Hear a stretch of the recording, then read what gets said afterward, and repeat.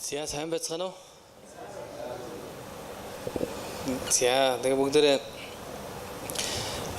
гайхамшигтай магтаал дотор эзнийг алдаршуулад магтан дуулаад мөн заримдаа бид нар яг Бурхны оршихуй дотор байх үед бид нар өнгөрсөн амьдрал хийсэн зүйл одоо байгаа зүйл хийх зүйлийн тухай хүртэл бодох тийм боломж хүртэл олддог.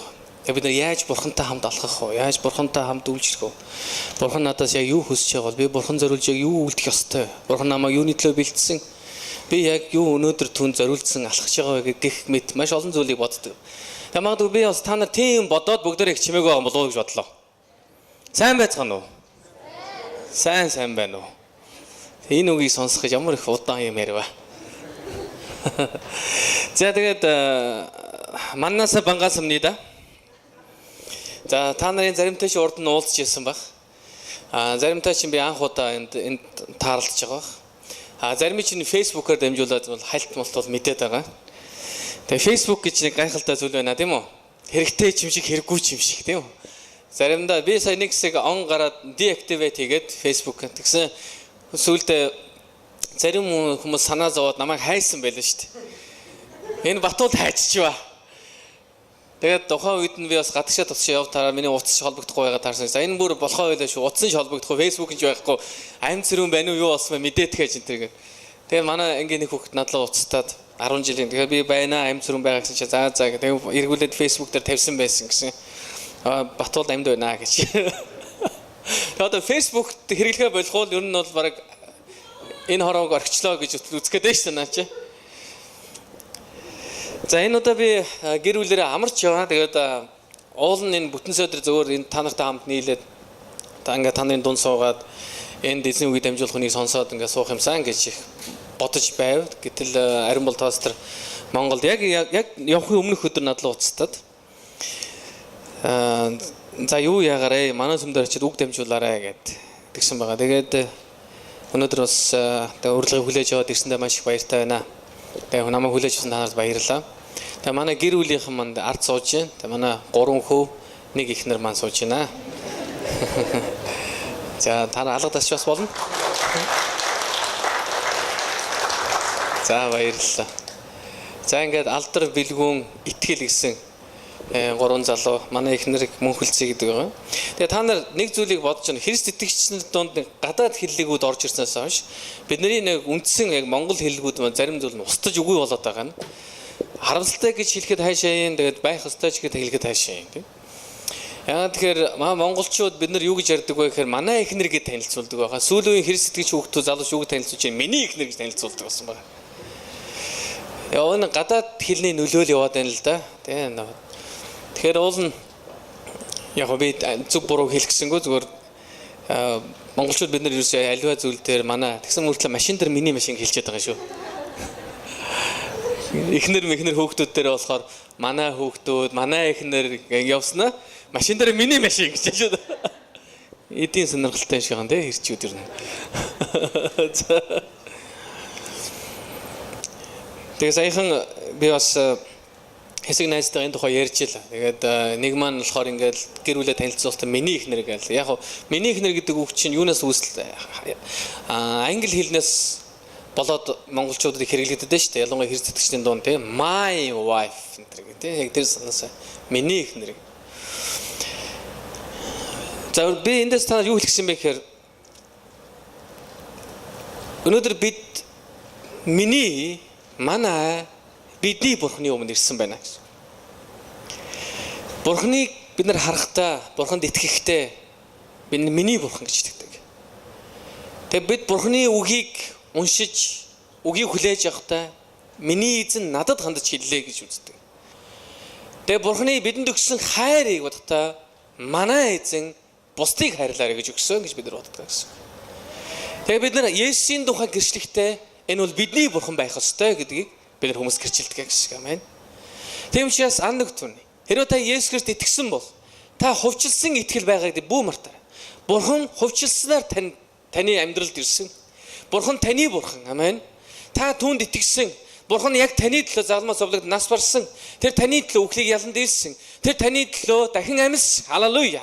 Тэр өнөөдөр ч хүртэл таны төлөө оршин байгаа. Тийм учраас Библиэр ихтэй тэр байсан, тэр байгаа, тэр үрд мөхт яг хэвээрээ гэсэн. Халелуя. Хэний төлөө? Таны төлөө. Миний төлөө. Амен. Мөн их эзэн энэ дэлхийг харилсан гэж Библи өгүүлсэн. Иохан номын 3:16 дээр. Тэр биднийг харилсан гэсэн. Биднийг энэ өрөөнд байгаа хүнийг бүрийг харилсан. Өнөөдөр та анх удаа ирсэн. Магадгүй та анх удаа Есүсийн тухай сонсч байсан ч гэсэн Есүс Христ таны төлөө ирсэн бөгөөд Есүс танд хайртай. Тийм учраас тэр бол бидний бурхан байхад ирсэн. Тийм учраас бид Есүс Христийг бусдад гэрчилж ярих ёстой. Энэ бол Бурханаас бидэнд өгсөн үүрэг хариуцлага. Нэгэн удаа манай сүмээ нэг одоо манай Библийн сургуулийн оюутан одоо төгссөн л да тэр Есүс итгэнгүүтээ тэгж утсан гинэ хамгийн түрүү юу гэж утсан гэнэ би Есүсийн тухай бусдад ярихгүй гэсэн.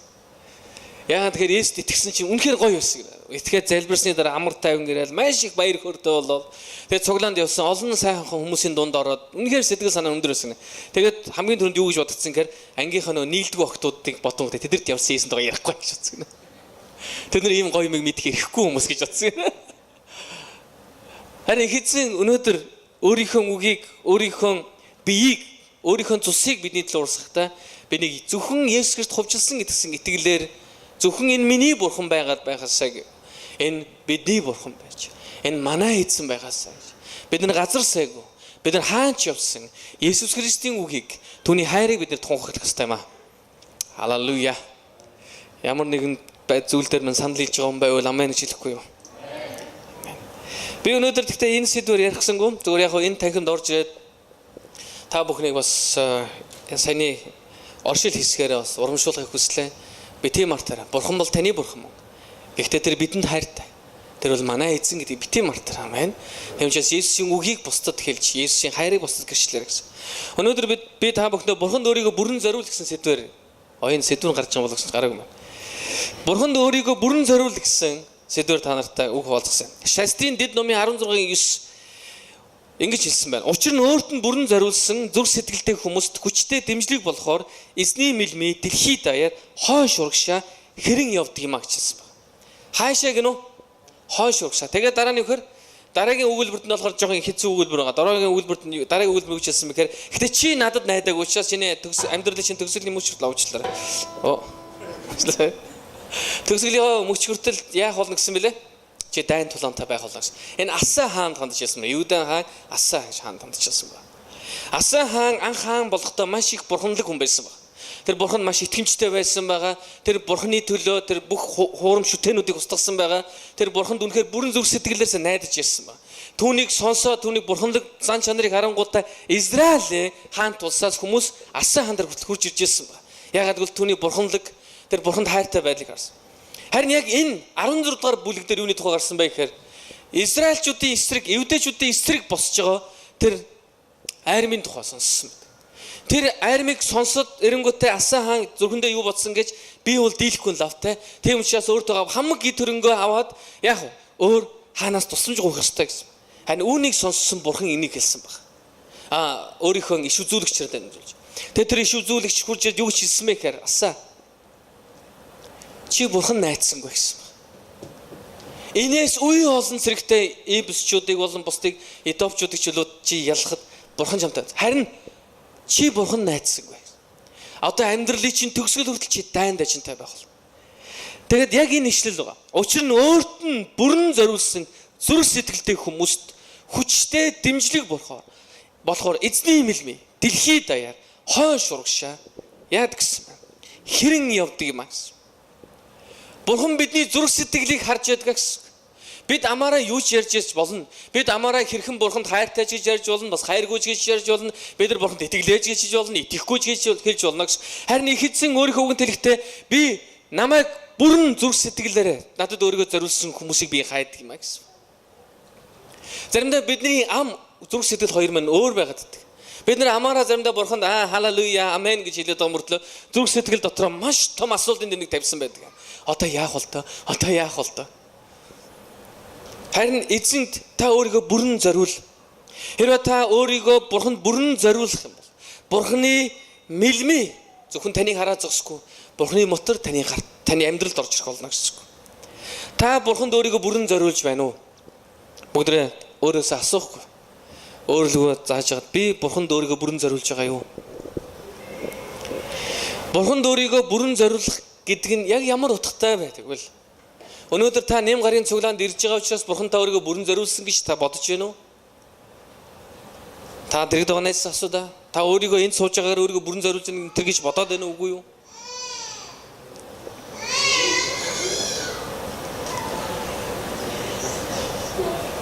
Бурхан та өөрийгөө бүрэн зориулах гэдэг дээр би нэг зүйлийг хэл танд эхнээс нь сануулж өгмөр. Эхнээс нь бүгд зориулт гэдэг нь яг юуны тухай яриад байна гэдэг. Бүрэн зориулах гэж тийм үү? Тэгвэл яг тэр зориулт гэдэг яг ямар утгатай юм бэ? Ламзаргийн Батуулд гэж хүн ингэж хэлсэн байдаг. За энэ номлыг би урд нэг номлож байсан. Та нар интернетээр харсан сонссон байж магадгүй. Тэгээд өнөөдөр та улам баталгаажуулж шинэ зүйлийг сонсож аваасаа гэж хүсэж байна. Зориулт гэдэг нь хэн нэгэн хүнд эсвэл ямар нэгэн үйл хэрэгт өөрийгөө бүрэн өгөх амлалт бөгөөд энэ үйлсээр баталгааждаг юм гэсэн. За Ламзаргийн Баталтад хэлсэн үгтээ санал хэлж байгаа юм бол ямар нэг юм хийхгүй. Амен замэн ч юм уу юм болохгүй. За баярлалаа. Гэхдээ та нар ер нь сонсоод байна уу үгүй юу? Хэцүү вэ шүү. Нэг бол доошоо хардсан би загнаад байгаа чанга дугаараад загнаад байна гэж бодож байгаа юм уу яасан. Олон солонгос газар чинь чанга дугаараад яриад л идэв солонгос хүмүүс чинь. За дахиад би хэлж уншиж өгöd. Зориулт гэдэг нь хин нэгэн хүнд эсвэл ямар нэгэн үйл хэрэгт өөрийгөө бүрэн өгөх амлалт бөгөөд энэ нь юугаар гэсэн? Үйлсээр баталгааждаг гэсэн. Хэрвээ үйлс байхгүй бол энэ амлалт нь худлаа байх болно гэсэн. Тэгм учраас та амлалтыг бол хідэн түмээр нь өгч болно гэсэн. Хин нэгэн туяа юм уу цэцгээ юм уу сүрэн дорж доржод ч юм хинт чин та би чам тайртай би чам тайртай би чам тайртай би чинь л үгсэн ч яг уу гэж 1000 түмүүдэ хэлж чадна. Болно. Боломжтой. Харин үйлсээр баталгаажгүй бол энэ бүхэн худлаа байх болно гэсэн. Намайг 10 жилд байхад манай анги даас нэг багш байсан сүүлд ирсэн. Тэгээд тэр багш нэг найз эмэгтэйгийн тухай биднэрт ярихгүй юм. Тэгээ ямар харамсалтай юм болсон гэхээр найз нь дөнгөж хурмаа хийгээд удаагүй хэдхэн сар болж ирсэн гинэ. Хэдхэн сар болсон цонхоо уугаад зогсож байгаа 6 давхар 5 давхартар ч гэлөө цонхоо уучаад унаад тэгээ бүгсэн биеэс доош ерөөсөн мэдээг болсон. Энэ үед түүндээ нөхөр болсон дөнгөж гэрүүл удаагүй байсан нөхөр нь яасан гэж хаяа авсан. Уучлаарай. Чамаас би юу ч гордож чадахгүй нэ. Ягаад тэр бүгсэн биеийн доош ямар ч мэдээг болсон. Тэр одоо уул нь яг гэрүүл болохтой хэдэн сарын өмнө би чамд хайртайч амьдралынхаа туршид бараг үгсэн сэгсэн ч хамттай гэж хэлжсэн тэр залуу тэр эмэгтэйг бүгсэн биеийн мэдээгүй болоод аварт орсны дараа түүнийг хаяа явсан. Энэ түүхийг манай багш биднэртэй ярьж явах үед тэр зөвөр биднэрт юуг ойлгуулсан юм гэхээр ер нь хүн үнэнч байх ёстой гэсэн тийм сэдвээр ярьжсэн санаад байна. Гэхдээ би яг бүрэн сайн санах гэдэг. Тэгээ энэ жишээ надад миний зүрхэнд маш хүчтэй үлдсэн. Өнөөдөр яг бүрэн зориулах тухай бид нар ярих үед яг ямар хэмжээтэй юм яриад байна. Бид нар Есүс Христ өөрийгөө бүрэн зориулах гэж ярихдаа бид яг юу яриад байгаа бэ? Лалын ертөнцид авралын зарчийн ажлыг хийсэн нэгэн мишенер гэж ярьдаг тийм үү? Авралын зарч. Буцаад Америкт ирсэн байна. Тэгээ Америкт ирсний дараа түүнээс нэг телевизийн ярьслага. Тэр ярьслаган дээр түүнээс асуусан. Та commitment-ийн тухай ярьж өгөөч гэж хэлсэн байна. Commitment гэдэг нь юу вэ? Зориулалт гэсэн англи үг шүү. За бүгд нэг англи үг сурыг. Commitment. Бүгд дамаа дагаа хэлэхгүй юу? Commitment. Please say again. Commitment. Can you say again please? Commitment. Юу гэсэн үг байна вэ? Зориулалт гэсэн үг байна шүү дээ. За тэгээ тэрнээс асуусан тэр сурвалжлагч. Та commitment гэдэг талаар яриач зориултын тухай хэлээч гэсэн. Гэтэл тэр Америк миссионер юу гэж хэлсэн гэж лалын ертөнцид байсан тэр хүн ингэж хариулсан баг. Өнөөдөр Америкчууд бид нар commitment-ийн тухай ярих юм аа гэсэн баг. Юу гэсэн үг лээ? Зориултын тухай ярих юм аа. Харин миний камсамнида. Харин миний ажиллаж үйлчилсэн тэр лалын ертөнцид commitment-ийн тухай биш, sacrifice-ийн тухай ярьдаг юм аа гэсэн. Sacrifice гэдэг нь юу вэ? Золиос гэсэн. Тэр бид нар Бидний яриад байгаа зориулт маань яг юу вэ? Бидний яриад байгаа commitment маань энэ sacrifice-ийн тухай яриад байна уу? Золиосын тухай яриад байна уу? Эсвэл энэ зүгээр бүтэн зүйтэй цуглаанд ирэх тухай яриад байна уу? Эсвэл Есүст итгэсэн залбирлын тухай яриад байна уу? Эсвэл хамт олноороо ажил мажлаа хаяад кемпер явах зориултын тухай яриад байна уу? Бид нар яг ямар commitment тухай яриад, зориултын тухай яриад. Тэгэхээр тэр авралын зарчхийн хэлсэн гол санаа болохоор лалын ертөнцид Христ итгэсэн хүмүүс маргааш амьд байх уу үгүй байх уу гэдгээ мэддэггүй амьдардаг юм аа. Тэд нэр цуглаанд очиж Христ итгэж бусад хүмүүстэй хамт нийлээд эзнийг магтандуулахдаа хизээ лалын бусад бүлгийн хүмүүс хурж ирээд энийг барьж явах бол хизээ дүүжлүүлэх бол хизээ халуулах бол гэдгээ мэдхгүйгээр тэд цуглаанд явдаг гэсэн. Хизээ тэдний цуглаж байгаа газар бөмбөг дэлбэрхийг тэд мэдхгүй. Гэхдээ тэд тэр газар очдог гэсэн. Энэ золиосын тухай. Өнөөдөр бид энэ Солонгосч тэр Монголч тэр бид ийм золиосын тухай яриаггүй.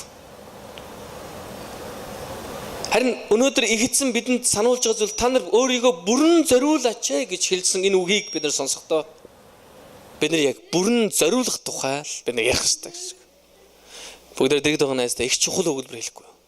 Бүрэн зориулах гэдэг нь бүрэн зориулах гэсэн үг юм аа гэж л дээ. Би танд өнөөдөр 6 зүйлийг хэлж өгье. Энэ 6 зүйл таныг бүрэн зориулахад, Бурханд өөрийгөө бүрэн зориулахад тус болох болов уу гэж найдаж байна.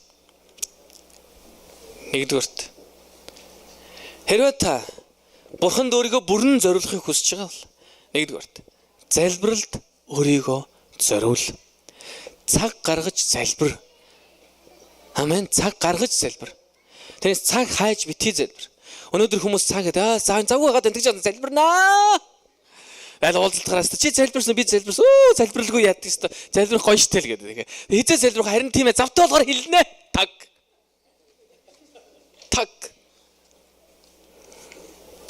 Залбиралд өөрийгөө зориул. Залбирлыг бид нэр ингэж хайж цаг хайгаад за энд нэг боломж гарахаар залбирчдаг юм уу гэдэг биш. Бид нэр залбирал зориулж цаг гаргадаг байх ёстой гэсэн.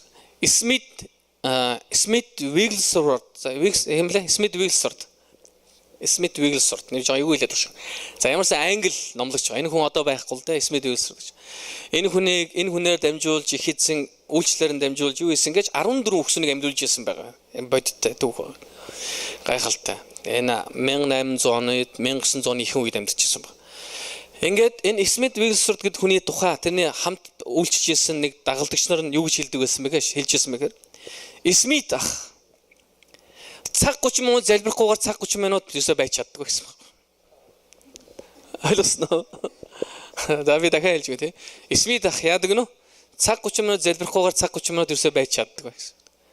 Тэгэхээр цаг 30 минут тутам цаг 30 минут залбирдаг гэсэн. Ойлгож нэг цаг 30 минут болсны дараа шууд цаг 30 минут залбирдаг гэсэн.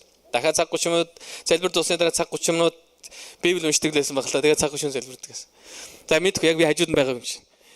Ямар ч байсан түүний дагалдагч түүний гэрчиж ирэхдээ Смит ах цаг 30 минут залбирахгүйгээр цаг 30 минут байж чаддаг байсан гэсэн. Энэхээр тэр хүн ямар их залбиралд өөрийгөө зориулдаг байсан гэж. Нэг удаа Лестер Самрал гэдэг түүнээс суралцжсэн нэгэн залуу тухай залуу одоо сая хэдэн жилийн өмнө насварсан л дээ 90-д насварсан бохын Смит хин Лестер Самрал нь. Энэ хүн Лестер Самрал сонирхолтой ч эзэн лөө явсан төвийг би санаж ярьж хөө. Энэ яаж явсан гэж энтгэхэд явж та хор өгсөн байна. Хоол нь хор хийсэн байсан юм л да. Тэгээ үхээгүй, хорноос олж үхээгүй. Харин яг эзэн лөө явах өдрөө яасан ингээд өөрийнхөө ажил дээр орж ирээд офис бүх хүмүүстэйгээ салгаас үздэг. Бүгдээрээ гайхаад ирсэн. Баярлаа. Хамт үйлсэн баярлаа. Олон жил хамт байсан баярлаа гэж. Тэгээ өөрийнхөө өрөөнд ороод тэгээ гарч ирээгүй байхгүй. Тэгээ дараа нь өдрийн хоолны цаг гарч ирээгүй. Тэгээ хүмүүс дараа нь хаалган тогшоод онгоолохгүй. Тэгээ онгоолоо орсон чинь суудал дээр суугаараа эзэн лөө явсан. Нас орсон байсан л да. Би энэ хаана үлддэг вүлээ? Дэлхийд дээр үлдэж амин сүнс нь хайш явсан байх. Бурхан руу явсан байна. Эзэн лөө очсон байна гэсэн байна. Тэгээд энэ Лестер Самрал нэг удаа сонин аваад годомжийнхны сонин аваад ер нь англид юу болж байгаа вэ гэдэг тэр сонингаа авчаад тэгээд Смит хатар ирсэн чинь хаалганд өгсөн. Смит хаалгаа онгоолгосноо. Дэлхийн имийг дэлхийд нүлтэй гिचсэн гэнэ. Сонинг нь гадаа тавиулаад өөрийг оруулсан гэж байгаа байхгүй. Ягаад гэхээр Смит энэ хүн 25 нас хүртэл бичиг үсэг сураагүй байсан байна. 25 наснда бичиг үсэг сурсан. Гэхдээ хэн заасан гэж эхнэр нь заасан байна. Анх эхнэр нь номлогч байгаад өөрөө эхнэртэй тусалж ирсэн. Эхнэр нь бичиг заасан. Бичиг үсэг сураад тэр уншсан хамгийн анхны ном, амьдралын турш уншсан ном, хамгийн сүүлд уншсан ном нь ганцхан Библи байсан. Библиэсээр юу ч уншаагүй. Энэ хүн залбиралд өөрийгөө зориулахыг мэдчихсэн байна. Ром номын 12 дугаар бүлгийн 12 дээр ингэж хэлсэн байна. Найдвар дотор баярл, зовлон дотор төвчээртэй бай. Залбиралд өөрсдийгөө зориул гэсэн байна. Амен. Залбиралд өөрсдийгөө зориул. Зориулт гэдэг нь юу вэ? Ямар нэгэн үйл хэрэгт өөрийгөө бүрэн өгөх амлалт бөгөөд энэ нь баталгаажна. Халелуя. Колосой 4:2 дээр юу гэж хэлсэн гэж өөрсдийгөө залбиралд зориул. Залбирахтаа таларгалтай, сэрэмжтэй байгтун гэж хэлсэн байна. Колосой 4:2 дээр гэсэн. Хэрэв та бурханд өөрийгөө бүрэн зориулахыг хүсчихвэл хамгийн ихний хийх зүйл юу вэ? Залбирлаар эхэлнэ гэсэн. Та бурханы өмнө өвдөг шүү. Тэгээ залбирахаар эхлэх болно гэсэн. Их эзэн минь ээ гэж хэлэхэд энэ таны бүрэн зориултын эхлэлтэнд явж байна гэсэн.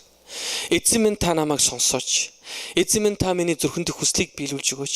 Эзэн минь би таны өмнө гимшиж байна, намайг уучлаач. Эзэн минь намайг өөрчилж өгөөч.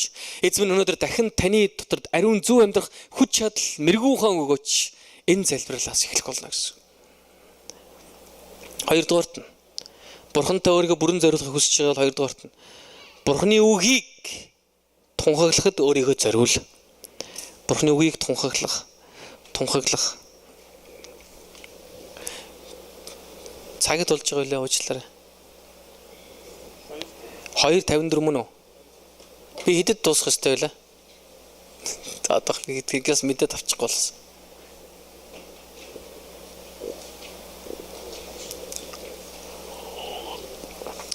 3:30 дууссан байх болох нь би? 20 дуусгах юм? Болох уу? За баярлалаа. Тэгээд цагаа асуугаа гараад ирсэн болохоор гинт мартсан шин. Яач ч хаана явж байгаа вэ би чи? Бурханы үгийг тунхаглахад өөрийгөө зориуллаа гэсэн. Хоёрдугаарт нь Эзра 7:10 дээр их сонирхолтой ишлэл байгаа юм. Учир нь Эзра эзний хуулийг сурч түүнийг хэрэгжүүлэхэд Израиль түүний дүрм зарилгуудыг заахад зүрхээ зориулсан гэсэн. Мэдээж Бурханы үгийг тунхаглахад өөрийгөө зориулахын тулд хамгийн эхлээд яах ёстой? Бурханы үгийг судлахад өөрийгөө зориулах хэрэгтэй болно гэсэн. Тэгээ мэдээж те Библийг та нар цаг 30 минут уншихгүйгээр цаг 30 минут байж болохгүй гэж би хэлэхгүй л дээ. Ягаад гэвэл та нар бүгдээ ажилтай. Харин эзний үгийг уншихгүй байж бид нар Бурханы үгийг бусдад ярина гэж юусэн байхгүй. Эзний үгийг сурах ёстой бид нар. Эзний үгийг сурах ёстой. Ганцхан нэм гаргийн цуглаан дээрээ биш. Бид нар эзний үгийг бид нар өдөр бүр уншиж сурах ёстой. Өнөөдөр би анх удаага энийг хэлж байгаа гэж би бодохгүй юм. Энэ дээр зогсож байгаа хүн нэг бүр энийг хэлсэн баг. Бурханы үгийг уншаарай гэж. Дөнгөж сайхан манай нэг хэн залуу хэн блэ энэ дүү манад хурж хэлсэн. Пастора та цаасан Библиэд номлооч гэсэн. Би тэний зөвлөгөө хүлээж авсан. Баярлалаа. Би хүмүүс зөвлөгөлдөө цаасан Библиэд байгаарай гэж. Би ч гэсэн цаасан Библиэд л дээ. Гэтэ номлохдоо яг хэлбэрчлээд ингээ гараад идэх байхгүй. Тэгсэн яг энэ дүү хэлэхэд надад би ихэн бодогдсон нэрэж. Би ер нь дараагийн удаанаас ер нь заа юу. Чи над би хийхгүй фэйсбүүкээр ч юм уу над хэлээрэй заа сануулаарай. Окей. Баярлалаа. Цаасан Библи уншаар. Бид нэр гар утсаа гарангуудаа хамгийн дөрөнд тоглоомлол л ордог байгаа. Эсвэл фэйсбүүк л ордог байгаа. Хэрвээ та гар утсаа гараад эхнээс нь Библийн 2 ишлэл уншихгүй бол фэйсбүүк рүү орохгүй гэсэн дүрмийг өөрийн дотор байгуулж чадахгүй бол цаасан Библиэд байгаарай. Амен. Библи уншаар. Бурханы үгийг уншиж байгаа зорилго юу? Мэдээж бид нар түүнийг эзний үгийг өөрийнхөө зүрхэнд хүлээж тэгээд дараа нь яах вэ? Бид нар бусдад тунхаглах хэрэгтэй. Бурханы үгийг ярих хэрэгтэй гэсэн. Үйлс номын 18:5 дээр ингэж хэлсэн байна. Харин Силас Тимот нарыг Македоноос ирэхэд Паул өөрийгөө үгэн зориулж евдээчүүдэд Есүс бол Христ мөн гэдгийг гэрчилж байсан гэсэн. Бурханы үгийг тунхаглацгаая. Бид нар Бурханы үгийг тунхаглах гэдэг дээр хэд хэдэн чухал зүйлийг бид нар мэдэх ёстой байдаг. Есүс хэн бэ гэдгийг бид нар хүмүүст хэлэх ёстой. Есүс хайр, тэр бол уучлал, тэр бол дахин хоёр дахь боломж гэдгийг бүү мартаарай. Амен. Есүс бол боломж өгөгч. Тэр бол хоёр дахь удаа ярьж өгсөн амьд бүх хүнийг шүүн. Гэхдээ өнөөдөр биш. Тийм учраас хүмүүсийг битээ айлгаар зарим сүм дээр хүмүүсийг айлгадаг л да. Там руу явлаа чи тэ одоо чи бараг л өнөө шин чи өвчих гээд л байна шүү дээ. Тэ бараг бурханд итгэхгүй л одоо бараг бүх юм чинь бүтгэ байгаад ингээд дууслаа шүү. Хүмүүсийг бүү айлгаар бурхны хайраар хүмүүс бурхан хайртай гэдгийг ойлгох хэрэгтэй бид нар. Мэдээж биднийг эзэн үхлийн шийтгэлээс яасан бэлээ? Чөлөөлсөн баг. Үхлийн шийтгэлээс чөлөөлсөн. Үхлийн шийтгэлээс чөлөөлсөн гэдэг нь Есүст гэсэн итгэлээр дамжуулж бид нар мөнхийн амьдралд очих болно гэсэн деважинд бид нар там руу явахгүй гэсэн баг. Харин хүн бүхэн энэ дэлхий дээр хийж байгаа өөрсдийн үйлсийн хариуцлагыг үүрэх болно гэсэн. Тэгэхээр бид нар хүмүүст үннийг хэлэх хэрэгтэй. Ямар үннийг? Бурхан түүнд хайртайг. Бурхан түүнийг аврахыг хүсэж байгаа. Есүс түүний төлөө цовдлогдсныг, Есүс дахин амьлсныг хэлэх ёстой гэсэн. Есүст итгэсэн итгэл нь цорын ганц зам бөгөөд энэ нь үнэн. Есүс өөр хэн бэлээ? Үнэн, зам, ам. Халелуя. Бид нар ярих ёстой гэсэн. Тэгтээ Бурханы үгийг тунхаглахын тулд өөрийгөө зориулахын тулд бид нар эзний үгтэй өөрсдөө цагийг өнгөрүүлэх ёстой гэсэн. 3-дугаар өөрийгөө бусад хүмүүст зориул. Бурхан та өөрийгөө бүрэн зориулахыг хүсчихвэл та бусад хүмүүст өөрийгөө зориулж сурах ёстой. Ром номын 12-ийн 10 дээр ингэж хэлсэн байна. Ах дүүсийн хайраар бие биеэ хайрал. Бие биеэ өөрсдөөсөө дээгүүр дээдлэн хүндлээрэй гэсэн. Хэрвээ та бурханд хайртай гэж хэлж байгаа мөртлөө дэрэгд байгаа найздаа өөрийгөө зориулахгүй байгаа бол дэрэгд байгаа найздаа сайныг үлдэхгүй байгаа бол энэ нь бурханд хайртайгийн шинж ерөөсөө биш байх болно гэсэн. Учир нь Библи маш тодорхой хэлсэн мэт. Та нар харагдахгүй байгаа, харагдаж байгаа нэгнээ хайрлахгүй байж, харагдахгүй байгаа бурханд хайртай гэж бити дими донгос гэсэн мэт. Энэ Батулдын орчуулга явж байгаа шүү заяа. Үгийн сонголт Монголд нь. Юу гэсэн байх нь? Та нар харагдаж байгаа дэрэгд байгаа найзаа хайрлахгүй юм байж. Харагдахгүй байгаа бурхны хананамыг сараа хээ гэж хэлэх нь юу гэсэн бэ? Гэж бити дими. Та нар одоо хэлсэн шүү. Бидний маш энгийн, маш ойлгомжтой зүйл байна. Бид нар бусад хүмүүст өөрийгөө зориулахгүй байж, бид нар бурханд бүх зүрх сэтгэлээ зориулна гэж байхгүй. Яг энд анхны сүмүүдийн түүхэнд гарч ирсэн алдаа яг энд байдаг. Бурханд өөрсдөө бүрэн зориулна гэсэн сэтгэлээр бурханы үг болон залбиралд өөрсдөө зориулна гэдэг тэд нар даянчилж ярьсан. Тэд нар модонд гарсан, ууланд гарсан.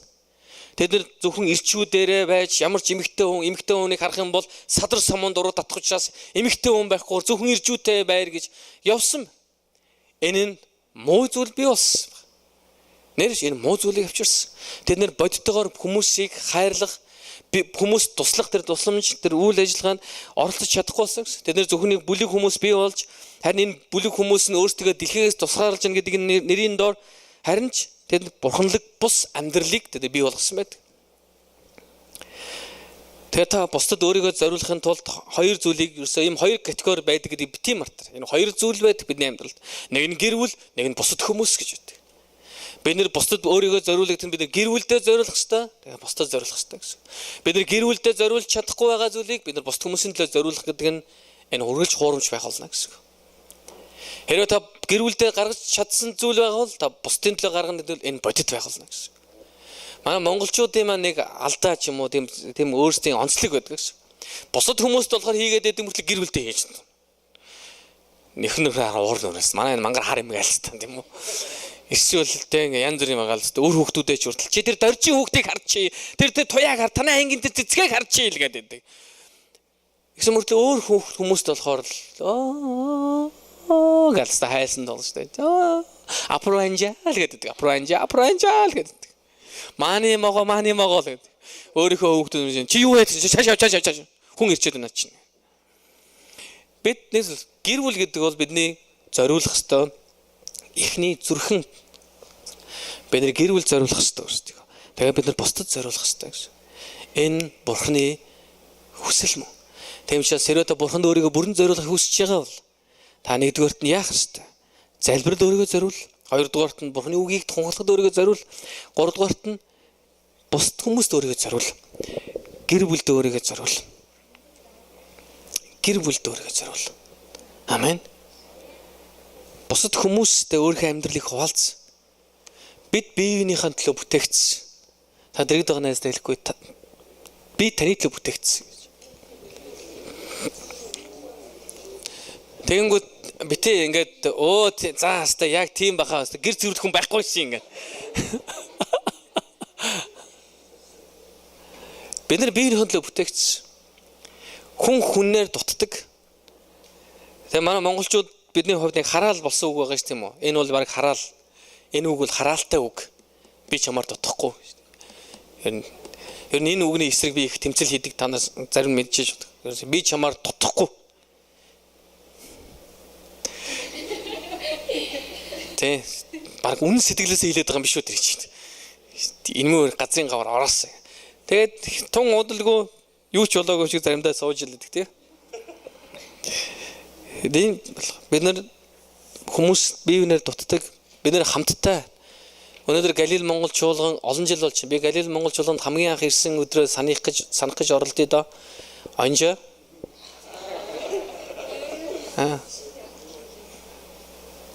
Юу илээ 2002 онд 2002 он баха 3 он байна уу 4 онд байсан уу анх 4 онд байсан юм уу за 5 жишээ ямар ч гэсэн 2001 онд хальт орж гарсан тэг чин дул цаг юм 2002 онд 2003 онд анх юм байна. 2003 онд дэр анх ирсэн юм байна. 2002 онд би яг энэ чинь дэлхийн аварга болсон шүү дээ. Дэлхийн аварга бол дуулсан гот 7 сарын 4-нд нь би ирж байсан байхгүй энд. Тэгээд би хүмүүстэй уулзч чадаагүй л дээ. Тэгээд дараагийн жилээс нь Сөхөө хастар бид нар уулзалтаад би нэг ирж номлож байсан. Тэгэхээр дээр хийдэг байсан. Би сая юу ярьж илаа? Өөрийгөө бусад хүмүүст зориул. За би амралтын байдалтай байгаа шүү ойлгоорой заяа. Бүгд дэрэгд байгаа нэс. Энэ пастор чи амарч явсан байл шүү дээ хөөх юм. Номлох гэдэг бол ажил байхгүй юу? Энэ их хэцүү ажил шүү дээ. Тэгээ ямар сандаа би номлоос цухтаага содоо хастраас гойхгүй содоо чи номлчих юм уу би ячаа суучих юм уу. Тэгээ на загдаатай холбогдохгүй болохоор хамгийн мутгагүй болоос үлдээ. Тэгээ хэлж амжихгүй байсараа тэгээ өнөөдөр болчиход байхгүй. Бид нэр өөрийгөө бусдад зориулах хэрэгтэй. Дөрөвдүгээрт нь одоо дууслаа удахгүй. Бид үнэхээр бурханд өөрийгөө зориулж байгаа бол бид нэр сайн үлд өөрийгөө зориулах хэрэгтэй. Бид нэр сайн үлсийн нэг хэсэг байж сурах хэрэгтэй гэсэн. Еврей номын 13-16-д ингэж хэлсэн байна. Сайныг үйлдэхэ болон хуваалцах бүү март. Учир нь ийм дахилууд бурханд тааламжтай юм гэсэн байна. Сайныг үйлдэхэ болон хуваалцах бүү мартаарай. Учир нь энэ дахилууд нь бурханд тааламжтай байдаг гэсэн. Тэр сайн үлд өөрийгөө зориул. Манай чуулганы Баска гэдэг нэг залуу байгаа. Монгол айл байгууллагад одоо захирал хийдэг Монгол айл. Та Монгол айл байгууллагыг сонссон байна уу? Сонссон Монгол айл гэж байгууллага. Энэ болохоор авралын зар тарааж явдаг гэхгүй. Тэрсээ Монгол орны хэдэн ч удаа одоо хөндлөнгөлд явсан би санахгүй юм. Маш олоод байсан. Тэгээ энэ элэг муутай. Одоо элэг имжлүүлэх гэж байна. Элэг имжлэх. Сая 3 сард бид нэр Америк руу явхад тэнд очиад үзүүлээд ер нь ямар имжлэг хэлэхээ мэдсэн байна. За би эндээс нэг чухал түүх ярих гэсэн байна. Баска хогон дээр амьдардаг хүүхдүүдийн төлөө ажилладаг. Тэнд байгаа хүмүүсийн төлөө. Монгол аяг гэж байгууллага ажиллаад хажуугаар нь хогон дээр чулуу аваатын хог гэж мэдэн тийм үү? Чулуу аваатын хогон дээр амьдардаг хүмүүс. Тэр ямар хэцүү байдаг. Хог түүж амьдардаг хүмүүс гэсэн тийм. Тэдэн дээр бүтэн цэдэр болгооч үг хуваалцдаг. Сургаалцдаг. Бүтэн цэдэр болгон тэд үйлчлдэг баг. Сайн үлд өөрийгөө зориулж бүрэн сүр сэтгэлээс. Тэнд ямар ч хувийн ашиг сонирхол байхгүй. Тэнд байгаа хүмүүс бүтэн цэдэр болгон очихдоо хоололж, тэднийг хувцлаж, тэдэнд хэрэгтэй зүйл юу вэ гэдгийг хаадаг. Тэгээд тэнд юу цуглаа хийж, эзний үгийг дамжуулдаг. Хамгийн хэрэгтэй зүйл бурханд итгэлийг тунхагладаг гэсэн. Тэгээд сая яг 3 сард Америк руу имчилгээнд явах гэж байна гэдгийг тэр хогон дээр байсан хүмүүс сонсоод гэсэн чинь 8 настай хүүхдийн санаачлагаар хүүхдүүд бүгдээрээ мөнгө цуглуулсан байна. Тэр 8 настай жоохон хүн юу гэж хэлсэн гэж.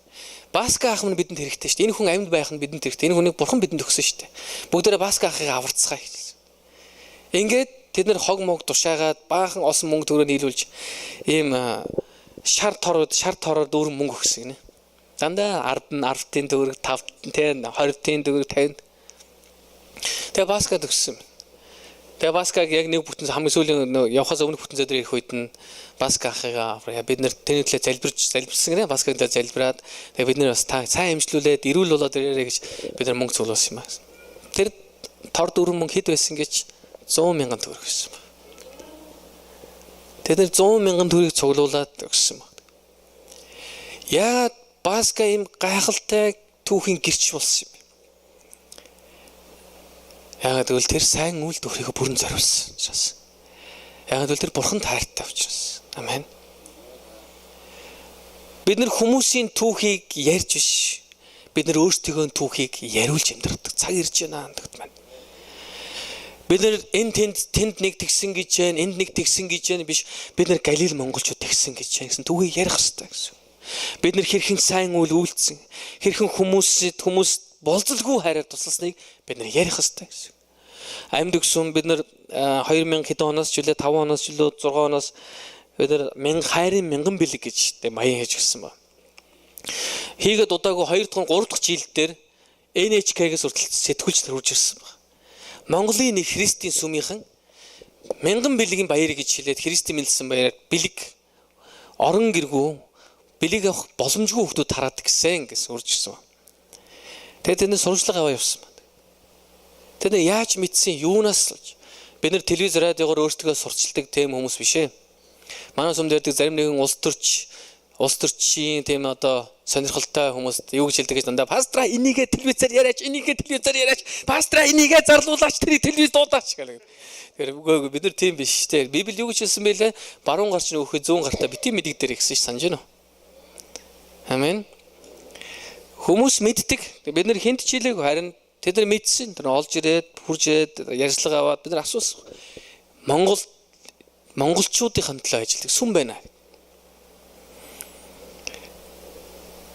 Сайн үйл өөрийгөө зориул.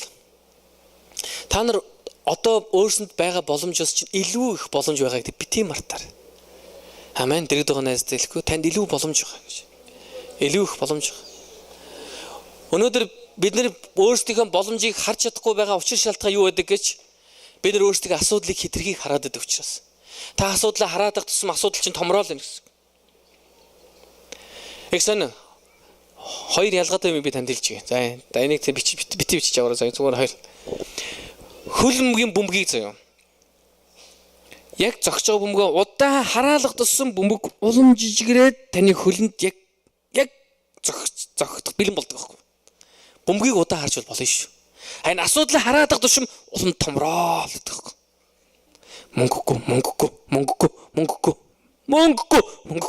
Мөнгөгүй. Өөрөөр мөнгөгүй. Нэрш. Тэгэл эсвэл өвчтөө. Үхлээ. Томроол байна. Асуудлаа хараал байх юм бол томроол байх л. Тэг нэгэн номлогч хэлэхдээ би том итгэлтэй жижиг бурхантай баймааргүй байна. Харин би жижиг итгэлтэй том бурхантай баймаар байна гэж хэлсэн.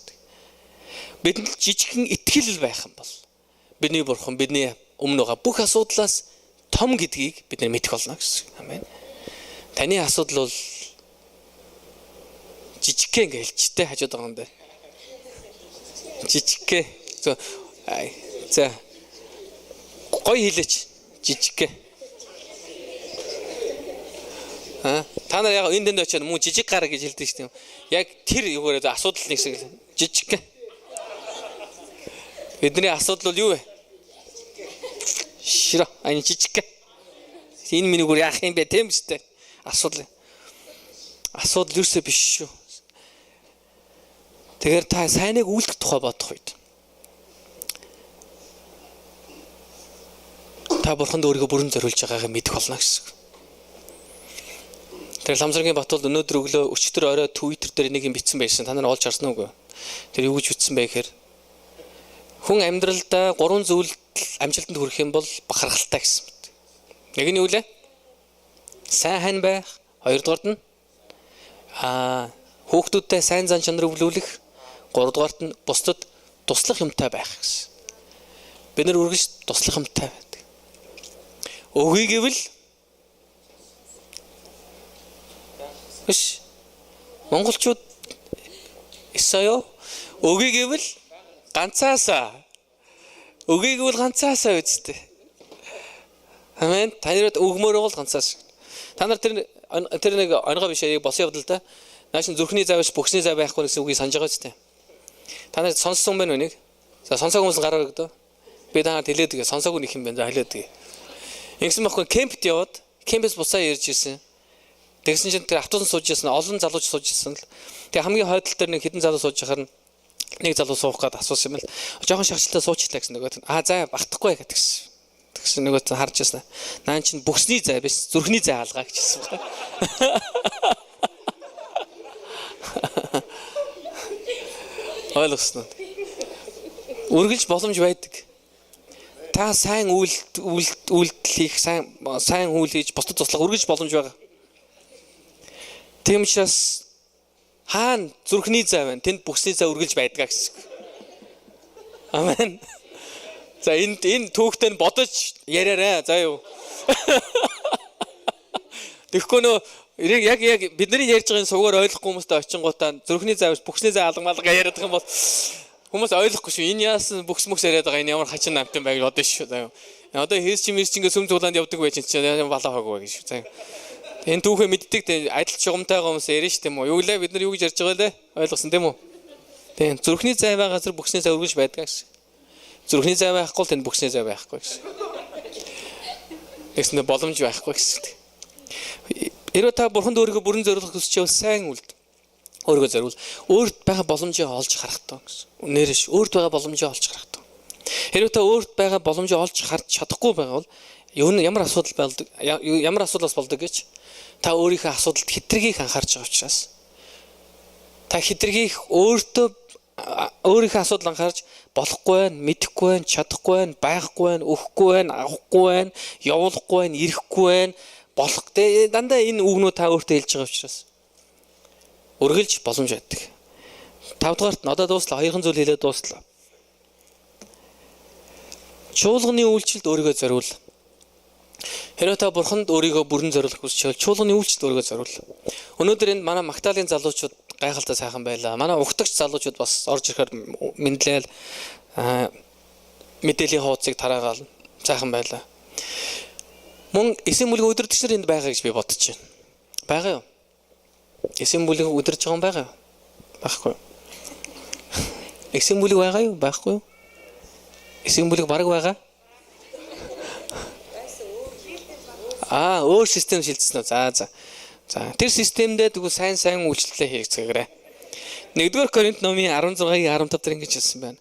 Ах トゥ нараа би та нарыг ятгая. Стефаныгийн гэр бүлийнхэн ахаан анхны үр жимс бөгөөд тэд өөрсдийгөө ариун хүмүүсийн төлөөх үйлчлэлд зориулсныг та нар мэднэ гэсэн байна. Стефаныгийн гэр бүл яасан бэ? Тэд нар хамгийн анхны итгэлийн үеийнхэн байсан ахаан. Тэгээд тэд нар анхны үеийнхэн гэж хойш суусангүй харин тэд өөрсдийгөө ариун хүмүүсийн төлөө өөрийгөө үйлчлэл бэлтсэн гэсэн байна. Зориулсан гэсэн. Бид бүгдээрээ хэн нэгэн хүнийг эзэн дотор өсгөхтөн туслах зорилгоор эзэнээр бүтээгдсэн юм. Биднийг өсгөхөд биднэрт хэн нэгэн тусалдаг бол бас та нарыг өсгөхөд хэн нэгэн хүн тусалдаг гэсэн. Тийм учраас бид ойлгох. Бид энэ чуулган дотор бид нар хамтдаа нэгэн бий болоод бид нар бие бинийгээ босгон байгуулж яддаг хүмүүс. Тэгэхээр чуулганы үйлчлэлд өөрийгөө зориул. Угтагч хий, магтан дуун зогс. Амен. Өөр юу хийж болох вэ? Асуу пастраасаа. Тэр олон авралын зар эсвэл евийн шин ямар ч олон бүлэг байгаа. Тэр олон бүлгийнхээ нэг хэсэг бай. Ямар ч бүлгийн хэсэг биш байх нь биш байх шүү. Ойлгосноо? Биш шүү. За гэж хэлэх гэж байгаа юм байна л да. Амраад байгаамаа би. За юу. Нөхд минь. Бүгдээ энэ чуулганыг хамтдаа байгуулагч нар гэдгийг ойлгох хэрэгтэй гэсэн. Тийм учраас хүн бүр би ямар оролцоотой байх вэ гэдгээ өөрөө санаж ах хэрэгтэй гэсэн. Манай амьд өсөмдөр бид нар эсэм бүлгийн удирдагч байхыг уриалдаг үргэлж итгэж хүн болгоныг та нар эсэм бүлгийн удирдагч болооч. Эсэм бүлгийн удирдагч болооч. Бид нар өнөөдөр 300 эсэм бүлэгтэй болъё гэж зориулгаа. Бид нар дээдл нэг 150 эсэм бүлэгтэй болж исэн байгаа. Тэгээд 150-аас доош унсан л да. Одоо нэг 100 гаруй эсэм бүлэг байгаа л гэсэн. Тэгээд бид нар үнэхээр 2019 оноос хойш тэгэхээр энийг шахаал байгаа байхгүй. Бүгдээр 300 эсэм бүлгийн удирдагчтай болох юмсан. Магадгүй та нарт Галил чуулган зориулсан өөрийн систем байгаа бол тэрэнд байгаа үйлчлэлийн багийн хүмүүс хандлаа бид нар бас босох ёстой гэсэн. Үйлчлэлд өөрсдөө зориулах ёстой гэсэн. Чуулганыг үл анхаарах нь Бурхныг үл анхаарч чад яг адилхан. Бид нар заримдаа Бурхан тийм үү Есүсээ танд хайртай шүү гэж хэлсэн мөртлөө чуулганыг үл тоомсралдаг. Сүм бол яадаг юм. Хуваараа итгэж, гэртээ суугаад интернетээр номлоо сонсож чинь. Энэ нэгсэндөө хин нэгсэндөө хүний одоо хүний царайг харчаад чистэ гой царайд би чамд хайртай шүү гэснээр би энэ болохоор ямар тэнэг юм бэ маа чи цаашаа гэж хэлж байгаадаа яг адилхан гэсэн. Та нар хин нэг хүнд хайртай болох юм бол зөвхөн нүүрэнд нь хайртай болох уу? Тэгвэл толгойг нь авчихгүй юу? Хөрмөө толгойдоо нийчихгүй юу? Хүнд хайртай болж үтсэн юм байна уу? Гараа өргөдөө. За. Хүнд хайртай болох гэдэг цогц тийм үү? Энэ цогц зүйл байгаа. Тэрнээс ингэдэг би яг мэдээж зарим хүмүүс миний хайртын гоё хамар нь гоё юм аа гэж ярьдаг л да. Тийм үү? Яг хөө. Тийм. Гэтэ яг үндэ ганцхан хамрын юм уу эсвэл ганцхан нүдийг онцлоод байгаа юм байхгүй шүү дээ. Бүхлээр нь онцолж байгаа. Гэхдээ заримдаа өстой гоё нүдтэй ч гэдэг юм уу, гоё хөлтөөж гэдэг юм уу, хуруунууд нь гоё ч гэдэг юм уу, савханч гэдэг юм уу, юу ч гэдэг юм тийм үү. Янз бүрээр хэрж болно гэсэн тийм. Гэхдээ ерөнхийдөө бид хүнд хайртай болохдоо бид нар цогцоор нь хайрладаг. Хэрэв би их нэртэй юм царай нүүг тийм ингээд хацар дээрээс барих дөөстэй нүүр нь гоё гэнхтэй энэ би болохгүй гэдэг юм бол яг хоо манай их нэр юу гэж намайг гараад гаднаас салгаа гэх юм тийм үү. Би их нэртэй бүхлээр нь хайртай. Би энэ эмэгтэйг сонгож явах энэ бол миний их нэр байх хэвээр. Би байх хэвээр. Ингээд бид нар гэрүүл болсон гэсэн. Чуулган Христтэй нэг биш дээ. Санаж байгаа шүү дээ. Библи юу гэж хэлсэн бэ? Христ бол чуулганы юу вэ? Тэргүүн. Тэргүүн. Би тэгвэл юу вэ? Христийн би. Чуулган гэж хэрэгж байгаа би ихчлээ тийм үү? Чуулган тэгвэл Христийн би. Их товчлаад энэ хурдан дуусгах гээд. Тэгэхээр тэргүүн би хоёр нэг бид нэг л харддаг гэсэн. Хөлбөмбөг тоглоод би их олон медаль авсан. Дандаа пасторын дундалтаа сая. Дандаа бөмбөгтэй хүмүүс тоглож байгаа. Тэгэхээр тэнд дотроос медаль авах бол яах вэ? Тэгтэл гоё л доо. Тиймээс медаль авна гэж. Би хөлбөмбөгийн тэмцээнд ялангууд дараа нь манай хүмүүс үржээ шагнал гардуулахдаа яадаг гэж. За нэгдүгээр байранд орсон Kingdom багийн Батул пастрын хөл гараад ирээ гэдэг. Хөл нэг уйдгүй үсттэй. Хөл ингэсэн тий. Шагналын давсанд хөл зүүссэн. Яа энэ хөл юм чи юм байх уу? Хөл өвдөж шүү хэлээр хурдан хэлээрэ. Ийм байх уу? Яа за баярлаа байхгүй мэдээж. Миний хүзүүн зүүж гэдэг тий. Миний бүхэл би rejoice тэ баярлдаг өөрт ягаад хөлбөмбөгийн тэмцээн толгой ажилласан гар бас тодорхой одоо тэнцвэр мэнцвэр олох янз бүр юм хийлээ хөл өшгөлөө гол хийлээ би баярлдаг. Чуулган Христийн бие гэж бүгд харах хэрэгтэй гэсэн. Тэгвэл чуулган Христийн бие бол таны дэрэгд байгаа хүн Христийн биеийн нэг хэсэг байна гэсэн. Тэгсэн үртлээ яагаад та тэр хүнийг үзье ядаад байгаа? Яагаад та тэр хүн дургу байгаад байгаа? Яагаад гэвэл тэр хүний тухай янз янзын юм яриад байгаа. Яагаад хажууд байгаа хүмүүс асуудаг яагаад яриад байгаа юм? За мэдээж Галилейхан бол яриаггүй л дээ зүгээр л би ярьж байгаа юм шүү. Өөр сүмүүдэд ярьсан байдаг байхгүй манай сүмүүн дээр. Тэгэхээр би хэлээд байгаа шүү. Танаад тэр бас үгүй байх уу? Галилейхан харин өөр харагдаад байгаа байхгүй. Ярьдгүй ер нь биеийнтэй юм ярьд юм уу? Ядаж бие юм блэ ярьж байгаа нэ хоорондоо. Юу ч ярьдгүй биш үсттэй. Орж ичээл гараал бахан юм идчихэл гараа явчихсан биш үсттэй. Ис хоол өгж байгаа хэвээрээ юу? Нөгөө чикен байгаа юу? Чикен эсэ? Одоо хүртэл нөгөө чикен тий уйдахгүй дандаа нэ. Энэ чи 10 гаруй жил боллоо шин чикен чи. Дуустгүй чикен шүү нэр.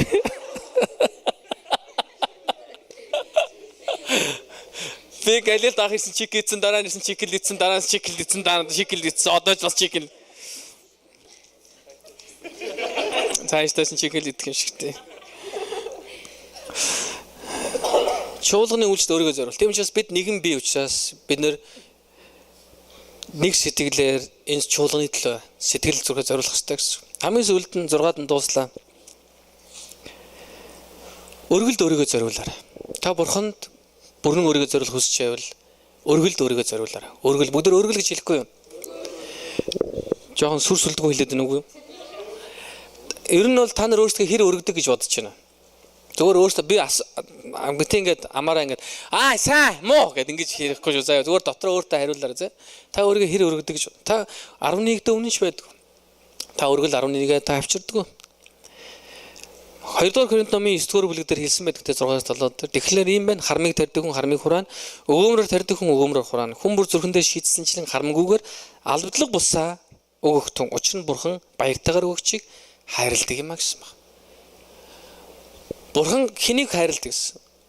Баяртайгаар өгөгчийг. Гэхдээ энэ их сонирхолтой. Өгөхгүй байгаа хүнийг бурхан хайрладгүй гэж хэлээг байхгүй юу? Ойлгосноо? Та өгөхгүй байж болно. Нэрш болно. Өгмөөргүй байгаа мөртлөө өгмөр юм шиг үний дүр тоглож болохгүй гэсэн.